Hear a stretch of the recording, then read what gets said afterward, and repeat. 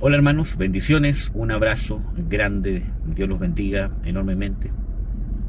Quería compartirles una pequeña, ¿cómo se llama?, reflexión. El otro día estaba pensando en algunas, ¿cómo se llama?, situaciones, ¿cierto?, con mi hijo.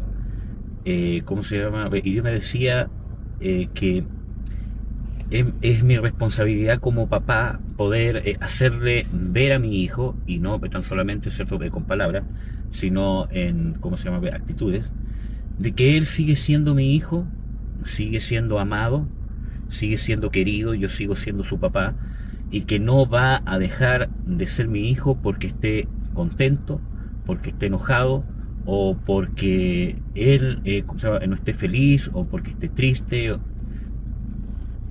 sino que era mi deber como papá hacerle ver que siempre va a ser mi hijo, por el hecho de que muchas veces nosotros, con muy buena intención o sin querer, muchas veces ponemos una carga a nuestros hijos de que ellos tienen que ser felices para agradarnos. Obviamente uno como papá, ¿cierto?, quiere que su hijo sea feliz.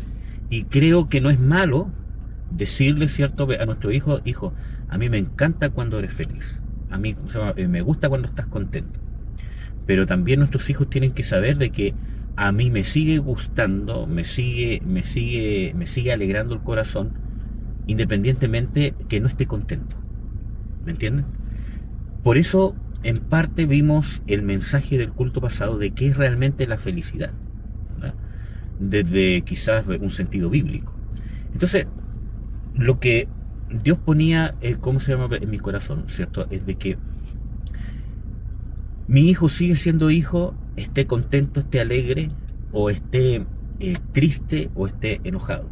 Y yo como papá tengo que entender de que aunque yo quisiera que él estuviese contento siempre, pero una persona que está siempre contenta es una persona que no sabe manejar las emociones, y en la vida se va a enfrentar con situaciones que le van a causar enojo, que le van a causar tristeza.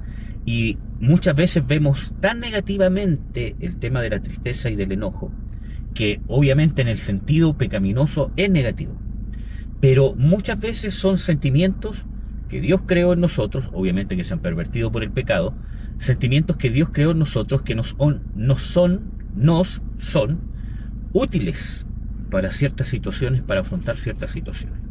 Y solamente les voy a dar algunos ciertos ejemplos bíblicos. Nosotros vemos, por ejemplo, el celo de Dios. Nosotros nos encontramos con el mismo Señor Jesucristo, ¿cierto?, que Él sintió celo porque el templo, ¿cierto?, había sido convertido en una casa de mercado y posteriormente en una cueva de ladrones, ¿cierto?, que es lo que Él dice, y dice de que se enojó Jesús, y ese enojo, ¿cierto?, o Él, por medio de ese enojo, ¿cierto?, hizo una reprensión o una ¿cómo se llama?, disciplina, ¿cierto?, y sacó a los cambistas, ¿cierto?, y a los que estaban ahí, ¿cómo se llama?, profanando el templo con, ¿cierto?, un azote de cuerdas, etcétera, etcétera. No pecó, ¿ya?, porque no fue un enojo centrado en el yo, fue un celo de Dios. En el Antiguo Testamento también nos encontramos con algunos ejemplos. Por ejemplo, nos encontramos con, ¿cómo se llama?, un sacerdote, ¿cierto?, que al ver que venía, ¿cierto?, alguien cantante, o sea, muy campante con, ¿cómo se llama?, una mujer impía, y que Dios había enviado su ira sobre el pueblo justamente por eso, él, en su celo, en su ira, va y mata a este hombre y a esta mujer descarado, ¿cierto?, que viviendo todo lo que estaban viviendo, la consecuencia del pecado, venía muy campante con su mujer impía, en vez de haberla despedido y haberse arrepentido, como estaban todos postrados ante Dios pidiendo misericordia. Y Dios premia eso, ¿me entienden? Que no tiene nada que ver que Dios esté premiando, ¿cierto?, el matar a alguien, ¿cierto?, sino voy al punto del celo de Dios. Entonces nos encontramos con la ira, que en cierta medida, no en el sentido pecaminoso, muchas veces nos ayuda a gestionar y a tomar decisiones. Por ejemplo, desde un punto de vista básico, cuando tengo que confrontar una situación grave, ¿cierto?, con un hijo, por ejemplo, ¿cierto?, o cierto, en el trabajo. Hay ciertas situaciones donde yo no puedo estar contento, riéndome y muy relajado, ¿cierto?, sino que hay situaciones donde tengo que tomármelo con seriedad, con cierto nivel de estrés que es sano, ¿cierto? Para poder ser competitivo o para poder dar resolución. Y ante ciertas cosas que están mal hechas, ¿cierto? Este sentimiento de ira, no en el sentido pecaminoso, me sirve para poder hacer frente a ciertas situaciones y no tolerar la injusticia, por ejemplo. ¿Me entienden?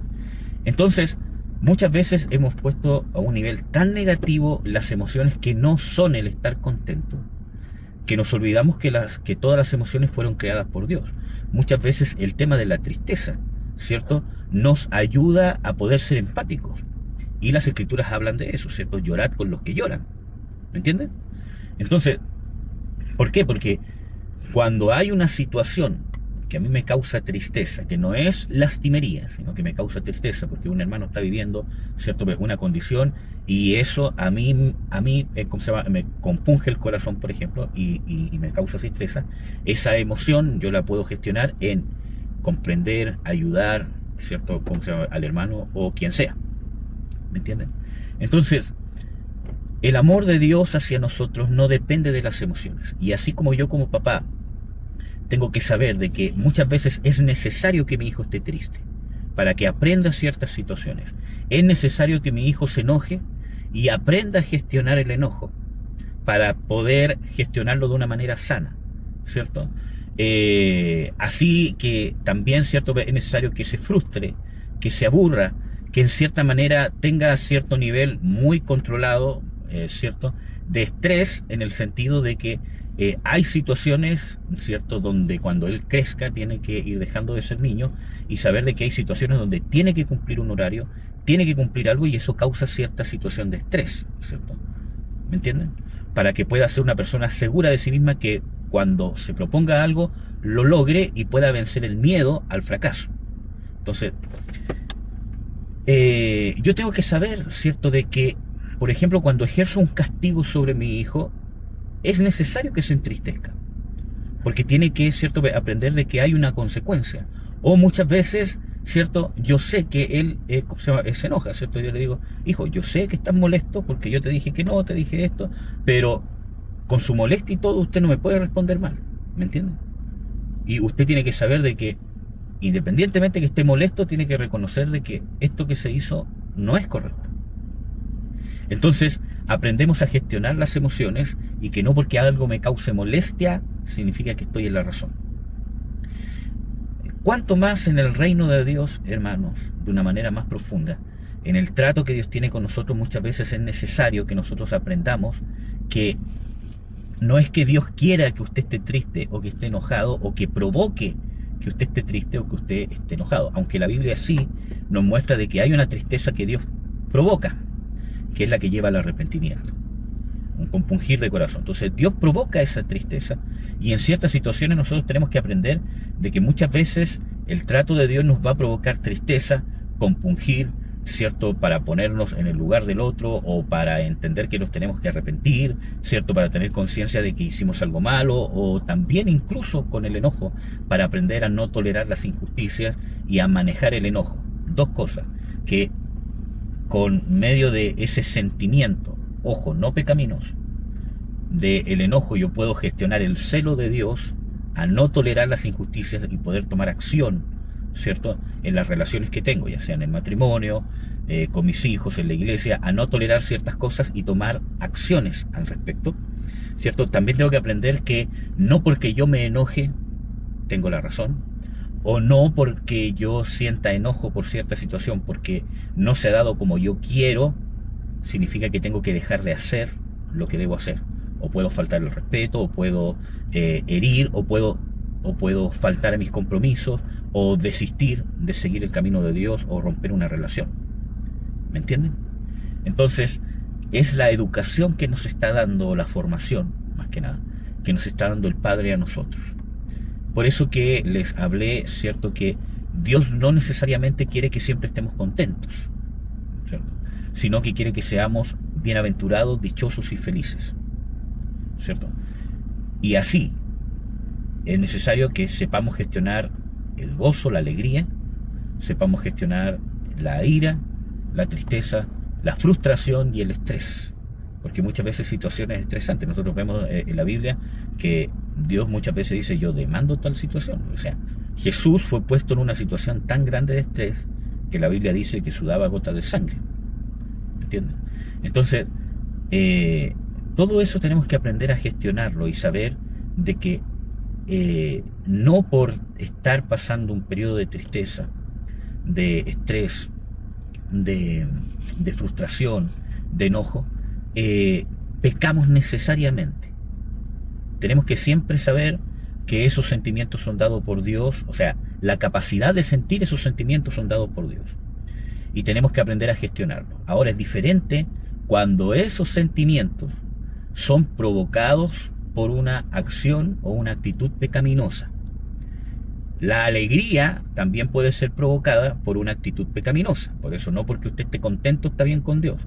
La Biblia dice, gozaos siempre. Pero está hablando de un gozo, de un estado de esperanza, un estado de quietud, un estado de gozo en el sentido de que pongo mi visión en las cosas de arriba, en las cosas por venir. Ese es el gozo que vivió Jesús cuando le dice, habiéndole sido propuesto gozo, sufrió la cruz.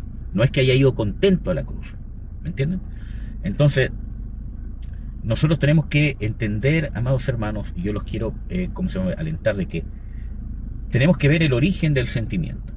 Porque la alegría también puede ser provocada por una acción o una actitud pecaminosa. Muchas veces el creer que yo tengo la razón, basado en mi egoísmo, basado en mis autojustificaciones y sentir paz conmigo mismo, puede venir del sentimiento pecaminoso del egoísmo, de la rebelión, que no quiero escuchar corrección, que no me gusta que me digan lo que tengo que hacer.